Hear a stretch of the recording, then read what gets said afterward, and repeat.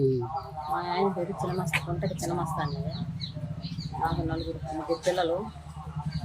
మేము ఆర్థిక ఇబ్బందుల పిల్లల చదువుల కోసం ఆల్టో క్రీడో బ్యాంకులో లోన్ తీసుకున్నాను. కానీ 2 సంవత్సరాలు కంటిన్యూగా కట్టాను సార్. నాకు ఇది వల్ల నాకు కూతురికి జాబ్ లేని వల్ల 2 నెలలు ఆగింది, అంతకంటే జాస్తి ఆపలేదు. దానికే వాళ్ళు వచ్చి నా ఇంటి మీద ఈ ఆల్టమ్ క్రీడో బ్యాంక్ తనఖాలో ఉంది ఇల్లు 8 లక్షలకు అమ్మబడునని చెప్పని రాసేసిపోయినాను సార్.